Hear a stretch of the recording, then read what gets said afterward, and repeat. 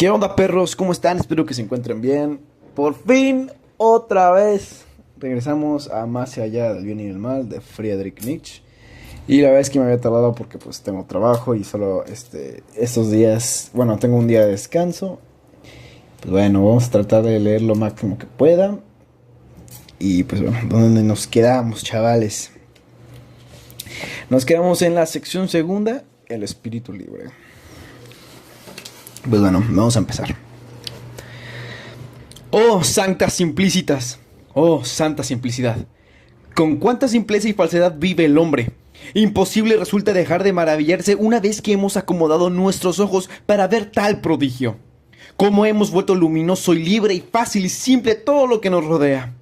Cómo hemos sabido dar a nuestros sentidos un pase libre para todo lo superficial y a nuestro pensar un divino deseo de saltos y paralogismos traviesos.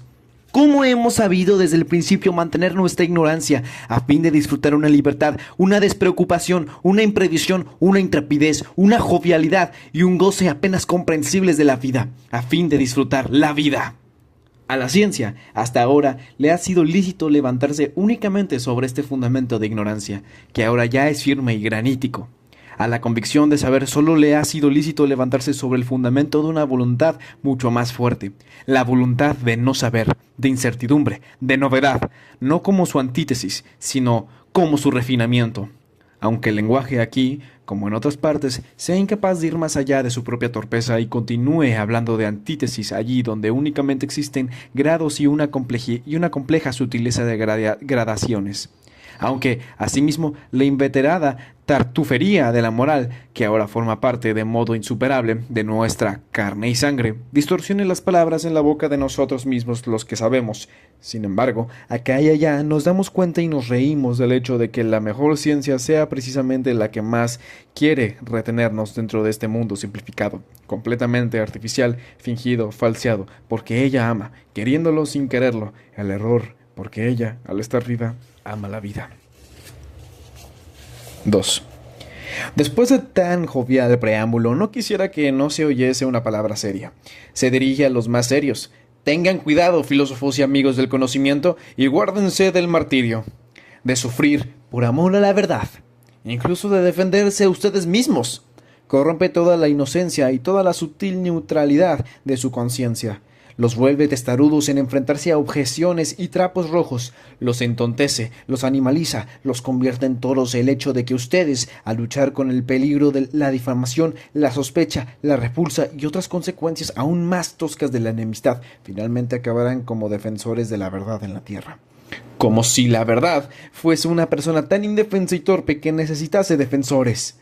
Y precisamente ustedes, caballeros del tristísima figura, señores míos mozos de esquina y tejedores de telarañas del espíritu, en última instancia, saben bien que no debe importar nada el hecho de que sean precisamente ustedes quienes tengan razón, y asimismo saben que hasta ahora ningún filósofo ha tenido aún razón, y que sin duda hay una veracidad más laudable en cada uno de los pequeños signos de interrogación que lo colocan detrás de sus palabras favoritas y de sus doctrinas preferidas, y en ocasiones detrás de sí mismos, que en todos los solemnes gestos y argumentos invencibles presentados ante los acusadores y los tribunales. Es preferible que se retiren y se oculten, usen una máscara y sean sutiles para que los confundan con otros, o para que les teman un poco. Y no se olviden del jardín, el jardín con verjas de oro. Y tengan a su alrededor hombres que sean como un jardín, o como música sobre aguas, a la hora del atardecer, cuando ya el día se convierta en recuerdo. Elijan la soledad buena, la soledad libre, traviesa y ligera, la cual les otorga también derecho a continuar, siendo buenos en algún sentido. Qué venenosos, qué arteros, qué malos hace a los hombres toda guerra prolongada que no se puede llevar a cabo utilizando abiertamente la fuerza. Qué personales hace a los hombres un temor prolongado, un tener fijos los ojos largo tiempo en enemigos, en posibles enemigos. Estos expulsados de la sociedad, estos perseguidos durante mucho tiempo, hostigados de manera perversa, también los eremitas a la fuerza. Los Spinoza o los Giordano Bruno acaban siempre convirtiéndose, aunque sea bajo la mascarada más espiritual y tal vez sin que ellos mismos lo sepan, en refinados, rencorosos y envenenadores. Exhúmese alguna vez el fundamento de la ética y de la teología de Spinoza. De Spinoza. Para no hablar de esa majadería que es la indignación moral, la cual en un filósofo es el signo infalible de que ha perdido el humor filosófico. El martirio del filósofo, su sacrificarse por la verdad, saca a luz por fuerza la parte de agitador y de comediante que se hallaba escondida dentro de él. Y suponiendo que hasta ahora solo se haya contemplado al filósofo con una curiosidad artística, puede resultar ciertamente comprensible con respecto a más de uno de ellos el peligroso deseo de verlo también alguna vez en su degeneración, degenerado en mártir, en vocinglero del escenario y de la tribuna. Solo que quien abrigue ese deseo tiene que saber con claridad qué es lo que, en todo caso, logrará ver aquí. Únicamente una comedia satírica, únicamente una farsa epilogal, únicamente la permanente demostración de que la tragedia prolongada y auténtica ha terminado, presuponiendo que toda filosofía naciente haya sido una tragedia prolongada. 3. Todo hombre selecto aspira instintivamente a tener un castillo y un escondite propios donde quedar redimido de la multitud, de los muchos, de la mayoría, donde tenga el derecho a olvidar la regla que rige al hombre, a excepción únicamente del caso en que un instinto más fuerte lo empuje directamente hacia esa regla, como hombre de conocimiento en el sentido grande y excepcional de la expresión. Quien en el trato con los hombres no aparezca revestido, según las ocasiones, con todos los cambiantes colores de la necesidad, quien no se ponga verde y gris de náusea, de fastidio, de compasión, de melancolía, de aislamiento. Ese no es ciertamente un hombre de gusto superior, sino suponiendo que no cargue voluntariamente con todo ese peso y displacer, que lo esquive constantemente y, como hemos dicho, permanezca escondido, silencioso y orgulloso en su castillo. Entonces, una cosa es cierta, no está hecho, no está predestinado para el conocimiento, pues si lo estuviera, algún día tendría que decirse: al diablo con mi buen gusto, la regla es más interesante que la excepción, que yo soy la excepción. Y se pondría en camino hacia abajo, sobre todo hacia adentro. El estudio del hombre medio, un estudio prolongado, serio y, para esta finalidad, mucho disfraz, mucha superación de sí mismo, mucha familiaridad, mucha mala compañía. Toda compañía es mala, excepto la de nuestros iguales. Esto constituye una parte necesaria de la biografía de todo filósofo, tal vez la parte más desagradable, la más maloliente, la más abundante en desilusiones. Mas si el filósofo tiene suerte, cual corresponde a un favorito del conocimiento, encontrará auténticos abreviadores y facilitadores de su tarea. Me refiero a los llamados cínicos, es decir, a aquellos que reconocen sencillamente en sí el animal, la vulgaridad, la regla, y al hacerlo tienen todavía el grado necesario de espiritualidad y prurito como para tener que hablar sobre sí y sobre sus iguales ante testigos. A veces se revuelcan incluso en libros como en su propio excremento. El cinismo es la única forma en que las almas vulgares rozan lo que es honestidad. El hombre superior tiene que abrir los oídos siempre que tropiece con un cinismo bastante grosero y sutil, y felicitarse todas las veces que, justo delante de él, alcen su voz el bufón carente de pudor o el sátiro científico. Se dan incluso casos en que a la náusea se mezcla la fascinación, a saber, allí donde, por un capricho de la naturaleza, el genio va ligado a uno de esos machos cabríos y monos indiscretos, como ocurre con el abate Galiani, el hombre más profundo, más perspicaz y tal vez también el más sucio de su siglo. Era mucho más profundo que Voltaire y, en consecuencia, también bastante menos locuaz. Con mayor frecuencia ocurre que la cabeza científica está asentada sobre un cuerpo de mono, y un sutil entendimiento de excepción sobre un alma vulgar entre médicos y fisiólogos, de la moral, sobre todo, un caso nada raro. Y allí, donde sin amargura, sino más bien despreocupadamente, hable alguien del hombre como de un vientre con dos necesidades y una cabeza con una sola. En todos los sitios donde alguien no vea, busque ni quiera ver nunca más que hambre, apetito sexual y vanidad, como si estos fuesen los auténticos y únicos resortes de las acciones humanas. En suma, allí donde se hable mal y no solo perversamente del hombre. El amante del conocimiento debe escuchar sutil y diligentemente, debe tener sus oídos en todos aquellos lugares en que se hable sin indignación, pues el hombre indignado y todo aquel que con sus propios dientes se despedaza y desgarra a sí mismo, o en sustitución de sí mismo al mundo, o a Dios, o a la sociedad. Ese quizás sea superior, según el cálculo de la moral, al sátiro reidor y satisfecho, pero en todos los demás sentidos es el caso más habitual, más indiferente, menos instructivo, y nadie miente tanto como el indignado. 4. Es difícil ser comprendido, en especial si uno piensa y vive Gangas Drotogati, al ritmo que fluye el Ganges, entre hombres que piensan y viven de otro modo, a saber, Kurmagati, al ritmo de la tortuga, o, en el mejor de los casos, Mandeikagati, según el modo de caminar de la rana. Acabo de hacer todo lo posible para que resulte difícil comprenderme también a mí. Y debemos estar cordialmente reconocidos por la buena voluntad de poner cierta sutileza en la interpretación. Más en lo que se refiere a los buenos amigos, los cuales son siempre demasiado cómodos y creen tener, justamente por ser amigos, derecho a la comodidad, hacemos bien en concederles de antemano un espacio libre y una palestra de incomprensión.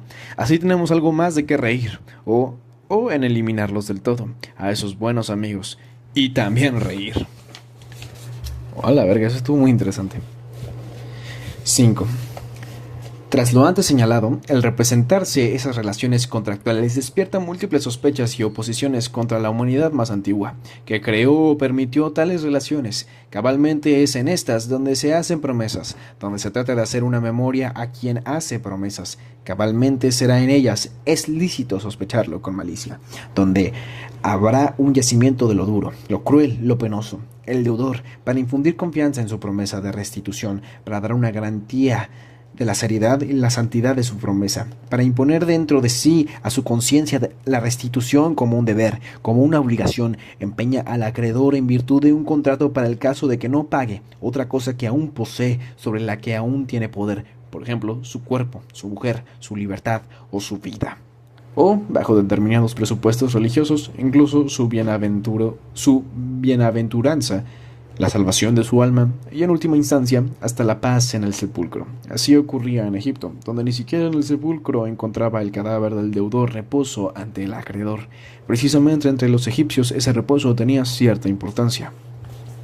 Pero lo principal es que el acreedor podía irrogar al cuerpo del deudor todo tipo de afrentas y de torturas. Por ejemplo, cortar de él tanto como pareciera adecuado a la magnitud de la deuda. Basándose en esto, pronto y en todas partes hubo tasaciones precisas, que en parte se extendían hasta los detalles más nimios, tasaciones legalmente establecidas de cada uno de los miembros y partes del cuerpo. Yo considero como un progreso, como prueba de una concepción jurídica más libre, más amplia en sus cálculos, más romana, el que la legislación romana de las 12 tablas estableciera que resultaba indiferente el que los acreedores cortaran un poco más o un poco menos en tales casos. Si plus minus securunt nefraude est. Ok, a ver. Si plus minus securunt nefraude est. La equivalencia viene dada por el hecho de que, en lugar de una ventaja directamente equilibrada con el perjuicio, es decir, de una compensación en dinero, tierra, posesiones de alguna especie, al acreedor se le concede, como restitución y compensación, una especie de sentimiento de bienestar, el sentimiento del hombre a quien le es lícito descargar su poder, sin ningún escrúpulo, sobre un impotente, la voluptuosidad de faire le mal pour le plaisir de la faire, de hacer el mal por el placer de hacerlo. El goce causado por la violentación, goce que es estimado tanto más cuanto más hondo y bajo es el nivel en que el acreedor se encuentra en el orden de la sociedad, y que fácilmente puede presentársele como un sabrosísimo bocado, más aún como gusto anticipado de un rango más alto, por medio de la pena infligida al deudor. Al acreedor participa de un derecho de señores. Por fin llega también él a experimentar el exaltador sentimiento de serle lícito despreciar y maltratar a un ser como a un inferior. O al menos en el caso de que la auténtica potestad punitiva, la aplicación de la pena, haya pasado ya a la autoridad. Al verlo despreciado y maltratado, la compensación consiste, pues, en una remisión y en un derecho a la crueldad. 6. Lo que peor se deja traducir de una lengua a otra es el tempo, ritmo de su estilo, el cual se fundamenta en el carácter de la raza, o fisiológicamente en el tempo medio de su metabolismo. Hay traducciones hechas honestamente que casi son falsificaciones, pues constituyen vulgarizamientos involuntarios del original, y ello simplemente porque no se supo traducir el tempo valiente y alegre de este. el tempo que salta por encima de todo lo que de peligroso hay en cosas y palabras y ayuda a dejarlo de lado. El alemán es casi incapaz de usar el presto, rápido, en su lengua, por lo tanto, es lícito inferir legítimamente. También es incapaz de muchas de las más divertidas y temerarias nuances, matices, del pensamiento libre, propio de espíritus libres. Así como el bufón, y el sátiro son ajenos a su cuerpo y a su conciencia, así Aristófanes y Petronio le resultan intraducibles. Todo lo serio, pesado, solemnemente torpe, todos los géneros fastidiosos y aburridos del estilo están desarrollados entre los alemanes con abundantísima multiformidad.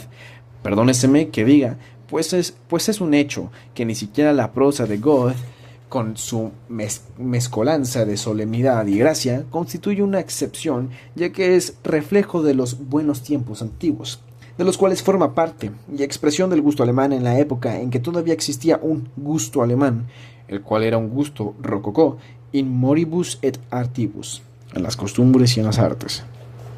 Lessing es una excepción, gracias a su naturaleza de comediante, que entendía muchas cosas y era entendido en multitud de ellas.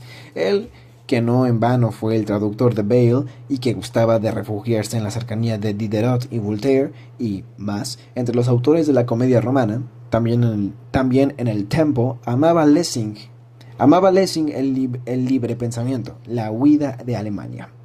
Más como sería capaz la lengua alemana de imitar, ni siquiera en la prosa de un Lessing, el tempo de Maquiavelo, quien en su Príncipe nos hace respirar el aire seco y fino de Florencia, y no puede evitar el exponer el asunto más serio en un alegrísimo impetuoso. ¿Acaso no sin un malicioso sentimiento de artista por la antítesis que osaba llevar a cabo? Los pensamientos eran largos, pesados, duros, peligrosos y el tempo de galope y de óptimo y traviesísimo humor. A quien, en fin, le sería lícito atreverse a realizar una traducción alemana de Petronio, el cual ha sido más que cualquier gran músico hasta ahora, el maestro del presto por sus invenciones, ocurrencias, palabras. ¿Qué importan a fin de cuentas todas las ciénagas del mundo enfermo, perverso, incluso del mundo antiguo, cuando se tiene, como él, los pies, el soplo y el aliento, la liberadora burla de un viento que pone sanas todas las cosas haciéndolas correr?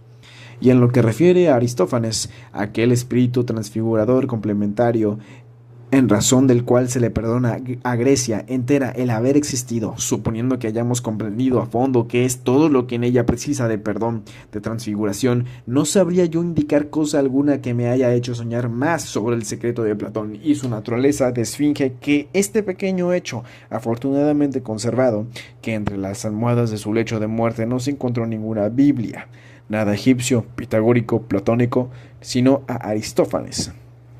¿Cómo habría soportado incluso un Platón una vida griega, a la que dijo no, sin un Aristófanes? 7. Es cosa de muy poco ser independiente. Es un privilegio de los fuertes. Y quien intenta hacerlo sin tener necesidad, aunque tenga todo el derecho a ello, demuestra que probablemente es no solo fuerte, sino temerario hasta el exceso. Se introduce en un laberinto, multiplica por 1000 los peligros que ya la vida comporta en sí. De estos no es el menor el que nadie vea con sus ojos y cómo y en dónde el mismo se extravía, se aísla y es despedazado trozo a trozo por un minotauro cualquiera de las cavernas de la conciencia. Suponiendo que ese hombre perezca, esto ocurre tan lejos de la comprensión de los hombres que estos no lo sienten ni compadecen. Y él no puede ya volver atrás, no puede retroceder ya tampoco a la compasión de los hombres. 8. El sentimiento de la Schuld, culpa, de la obligación personal, ha tenido su origen en la más antigua y originaria relación personal que existe en la relación entre compradores y vendedores, acreedores y deudores. Fue aquí donde por primera vez se enfrentó la persona a la persona. Fue aquí donde por primera vez las personas se midieron entre sí. Aún no se ha encontrado ningún grado de civilización tan bajo en el que no sea posible observar ya en algo de esa relación. Fijar precios, tasar valores, imaginar equivalentes, cambiar. Esto preocupó de tal manera al más antiguo pensamiento del hombre, que constituye, en cierto sentido, el pensar. Aquí se cultivó las más antiguas especies de perspicacia. Aquí se podría sospechar que estuvo el germen primero del orgullo humano, de su sentimiento de preeminencia respecto a otros animales. ¿Acaso todavía nuestra palabra alemana hombre Mensch, Manas, exprese precisamente algo de ese sentimiento de sí. El hombre se designaba como el ser que mide valores, que valora y mide, como el animal tasador en sí. Compra y venta, junto con todos sus accesorios psicológicos, son más antiguos que los mismos comienzos de cualesquiera formas de organización social y que cualesquiera asociaciones. El germinante sentimiento de intercambio, contrato, deuda, derecho, obligación, compensación fue traspasado desde la forma más rudimentaria del derecho personal a los más rudimentarios e iniciales constructos sociales, en la relación de estos con asociaciones similares, junto con el hábito de comparar, de medir, de tasar poder con poder. De tasar poder con poder. De tasar poder con poder. Perdón. El ojo estaba ya adaptado a esa perspectiva, y con aquella burda consecuencia lógica que es característica del pensamiento de la humanidad más antigua, pensamiento que se pone en movimiento con dificultad, pero que luego continúa avanzando en la misma dirección, pronto se llegó, mediante una gran generalización, al toda cosa tiene su precio, todo puede ser pagado. El más antiguo e ingenuo canon moral de la justicia, el comienzo de toda bondad de ánimo, de equidad, de toda buena voluntad, de toda objetividad en la tierra. La justicia, en este primer nivel, es la buena voluntad, entre hombres de poder aproximadamente igual, de ponerse de acuerdo entre sí, de volver a entenderse, mediante un compromiso y, con relación a los menos poderosos, de obligar a un compromiso a esos hombres. 9. Midiendo siempre las cosas con el metro de la prehistoria que, por lo demás, existe o puede existir de nuevo en todo tiempo, también la comunidad mantiene con sus miembros esa importante relación fundamental, la relación del acreedor con su deudor. Uno vive en una comunidad, disfruta las ventajas de esta. ¡Oh, qué ventajas! Hoy nosotros los infravaloramos a veces. Vive protegido, bien tratado, en paz y confianza, tranquilo respecto a ciertos perjuicios y ciertas hostilidades a que está expuesto el hombre de fuera, el proscrito. Un alemán entiende lo que quiere significar originariamente.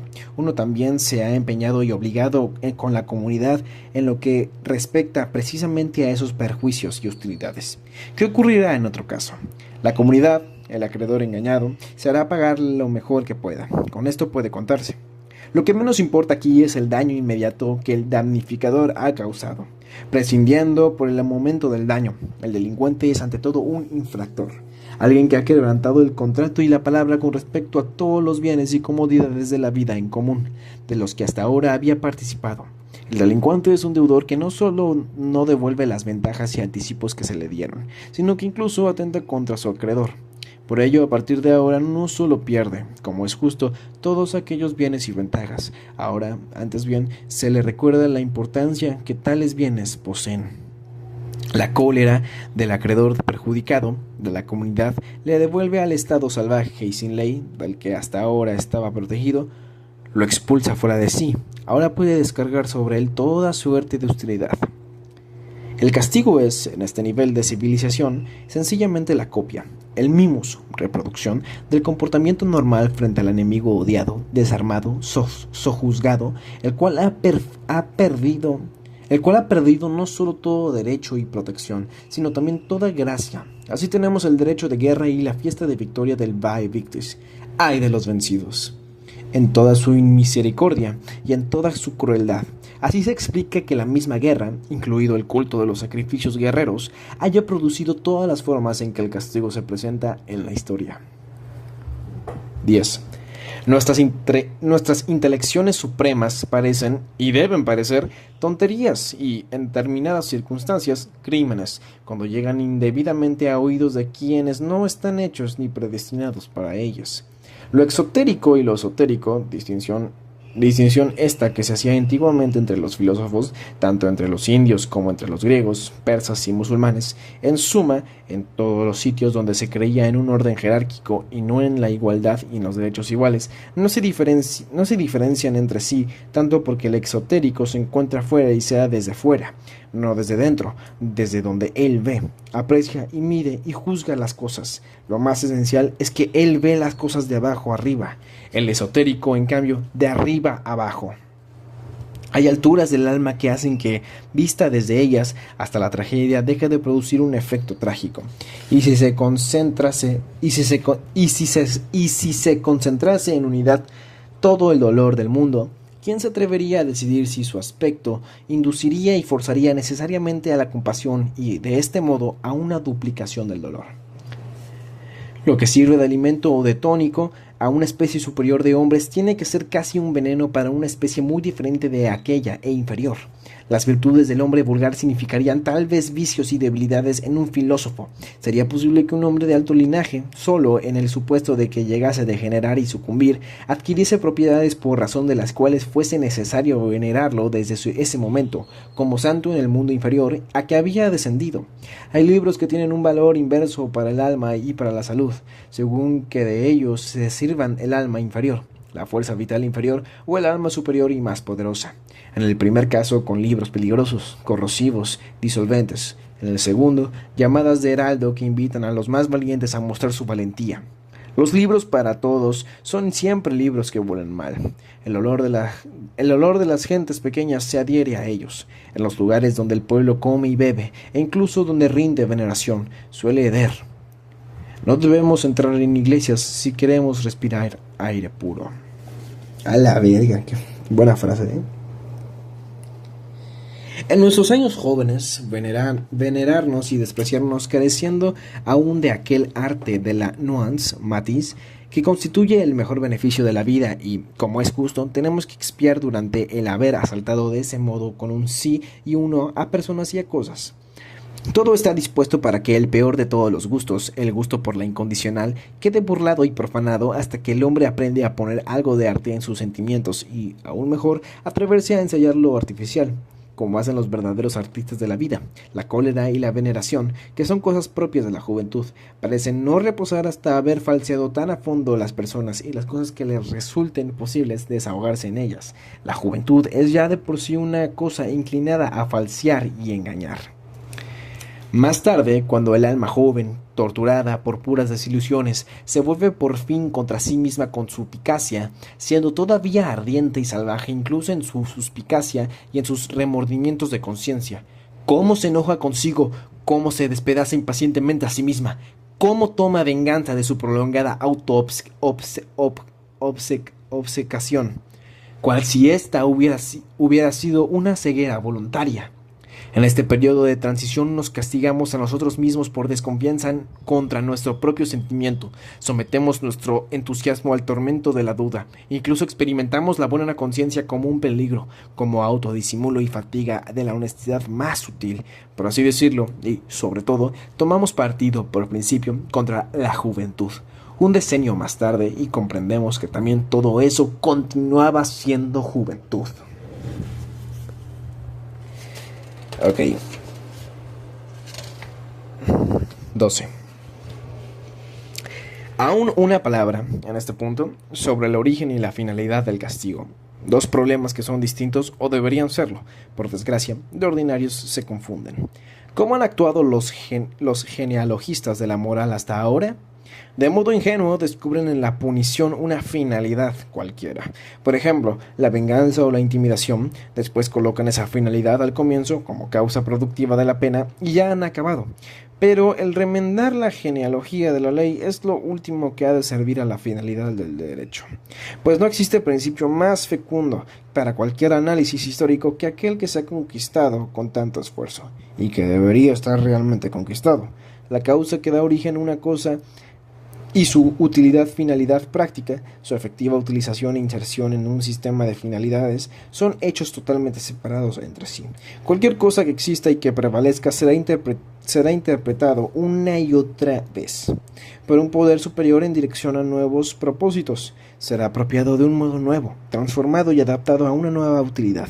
Todo acontecer en el mundo orgánico es un subyugar, un enseñorearse, y que todo subyugar y enseñorearse es un reinterpretar, un reajustar, en los que, por necesidad, el sentido anterior y la finalidad anterior tienen que quedar oscurecidos o incluso borrados. Por muy bien que se haya comprendido la utilidad de un órgano fisiológico o también de una institución jurídica, de una costumbre social, de un uso político, de una forma determinada en las artes o en el culto religioso, nada se ha comprendido aún con ello respecto a su génesis. Aunque esto pueda sonar muy molesto y desagradable, pues se ha creído en la utilidad de una cosa, una forma, una institución. Se hallaba también la razón de su génesis, y así el ojo estaba hecho para ver y la mano estaba hecha para agarrar. También se ha imaginado de este modo la pena, como si hubiera sido inventada para castigar. Pero todas las finalidades, todas las utilidades son solo indicios de que una voluntad de poder se ha enseñoreado de algo menos poderoso y ha impreso en ello, partiendo de sí misma, el sentido de una función y la historia entera de una cosa, de un órgano, de un uso. Puede ser así una ininterrumpida cadena indicativa de interpretaciones y reajustes siempre nuevos, cuyas causas no tienen siquiera necesidad de estar relacionadas entre sí. Antes bien, a veces se suceden y se relevan de un modo meramente casual. El desarrollo de una cosa, de un uso, de un órgano es, según esto, cualquier cosa antes que su progresus hacia una meta, y menos aún un progreso lógico y brevísimo, conseguido con el mínimo gasto de fuerza y de costes, sino la sucesión de procesos de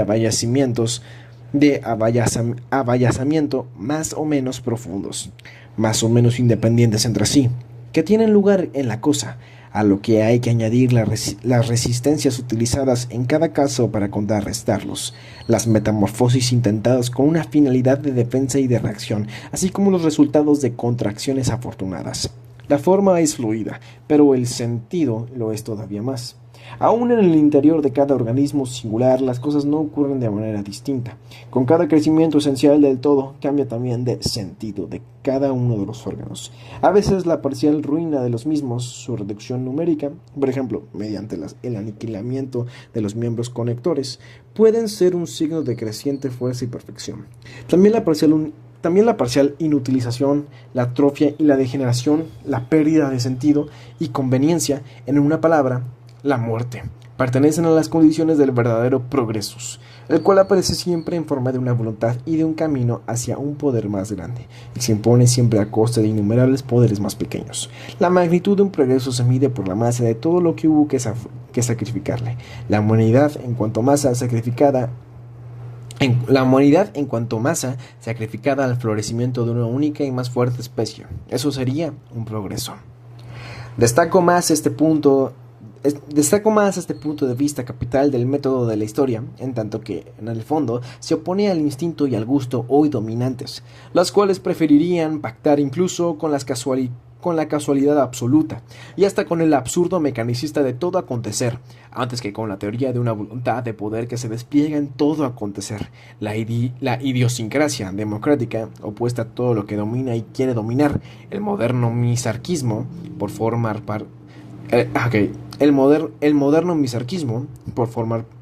una mala palabra para una mala cosa, de tal manera se han ido poco a poco transformando y enmascarando en lo más espiritual, que hoy ya penetran y les es lícito penetrar, paso a paso en las ciencias más rigurosas, más aparentemente objetivas. Parece que se han ensoñereado ya incluso de la fisiología y de toda la doctrina de la vida, para daño de las mismas, pues les han escamoteado un concepto básico, el de la auténtica actividad. En cambio, bajo la presión de aquella idiosincrasia se coloca en el primer plano la adaptación, es decir, una actividad de segundo rango, una mera reactividad. Más aún, se ha definido la vida misma como una adaptación interna, cada vez más apropiada a circunstancias externas. Herbert Spencer. Pero con ello se desconoce la esencia de la vida, su voluntad de poder, y se pasa por alto la supremacía de principio que poseen las fuerzas espontáneas, agresivas, invasoras, creadoras de nuevas interpretaciones, de nuevas direcciones y formas, por influjo de las cuales viene luego la adaptación. Con ello se niega en el organismo mismo el papel dominador de los supremos funcionarios, en los que la voluntad de vida aparece activa y conformadora. Recuérdese lo que Huxley reprochó a Spencer, su nihilismo administrativo, pero se trata de algo más que de administrar. Ay, creo que se me cortó. Bueno, creo que eso fue. Bueno, eso ha sido todo. Bueno, no todo, es la primera parte porque lo voy a dividir en dos porque sí me falta un chingo. Voy a tomar un poco de agüita y así, ¿no? Pero pues, bien, la verdad es que me sorprendió mucho cómo habla todo ay, me estoy trabando. Me sorprende mucho cómo habla de todo eso. La verdad es que tiene muy buena, ¿cómo dice? Plantea cosas muy... Ay, perdón, plantea cosas muy cabronas. Me mamó lo del... O sea, creo que me sentí muy identificada con lo del castillo y todo eso. La muerte de todas estas cosas. Y pues... Le voy a dar otra lectura ahorita rápido, o sea, yo solito. Ya después vuelvo a grabar la otra parte. Pero bueno, espero que les haya gustado. Espero que se lo haya pasado bien. Y pues nos vemos dentro de un ratito. Espero que vean el siguiente capítulo. Y pues nada, los quiero. Chao, chao.